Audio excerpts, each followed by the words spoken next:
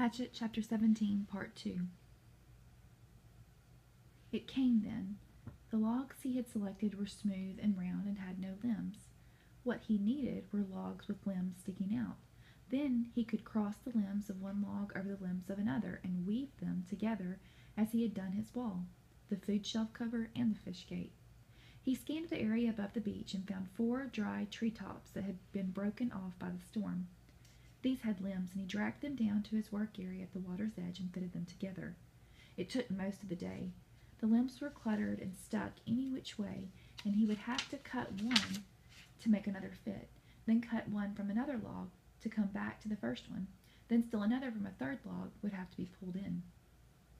But at last, in the late afternoon, he was done, and the raft, which he called Brush Pile 1 for its looks, hung together even as he pulled it into the water off the beach. It floated well, if low in the water, and in the excitement he started for the plane. He could not stand on it, but would have to swim alongside. He was out to chest depth when he realized he had no way to keep the raft at the plane. He needed some way to tie it in place so he could work from it. And for a moment he was stymied. He had no rope, only the bowstring and the other cut shoestring in his tennis shoes, which were by now looking close to dead, his toes showing at the tops. Then he remembered his windbreaker, and he found the tattered part he used for an arrow pouch. He tore it into narrow strips and tied them together to make a rope, or tie-down, about 4 feet long. It wasn't strong. He couldn't use it to pull a Tarzan and swing from a tree, but it should hold the raft to the plane. Once more he slid the raft off the beach and out into the water until he was chest deep. He had left his tennis shoes in the shelter, and when he felt the sand turn to mud between his toes, he kicked off the bottom and began to swim. Pushing the raft, he figured, was about like trying to push an aircraft carrier. All the branches that stuck down into the water dragged and pulled, and the logs themselves fought any forward motion, and he hadn't gone 20 feet when he realized that it was going to be much harder than he thought to get the raft to the plane. It barely moved, and if he kept going this way, he would just about reach the plane at dark. He decided to turn back, spend the night, and start early in the morning, and he pulled the raft once more onto the sand and scraped it dry with his hand. Patience. He was better now, but impatience still grounded him a bit, so he sat at the edge of the fish pond with the new spear and took 3 more fish, cooked them up and ate them, which helped to pass the time until dark. He also dragged in more wood, endless wood, and then relaxed and watched the sun set over the trees in the back of the ridge. West, he thought. I'm watching the sun set in the west. And that way was north where his father was, and that way east, and that way south, and somewhere to the south and east his mother would be. The news would be on the television.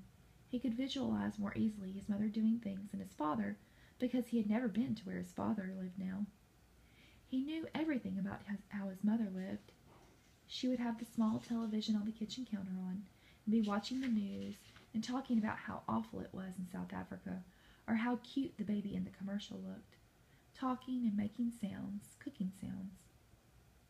He jerked his mind back to the lake. There was great beauty here, almost unbelievable beauty.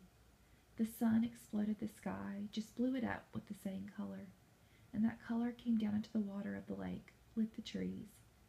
Amazing beauty, and he wished he could share it with somebody and say, "Look there and over there and see that." But even alone it was beautiful, and he fed the fire to cut the night chill. There it is again, he thought, that late summer chill to the air, the smell of fall. He went to sleep thinking a kind of reverse question.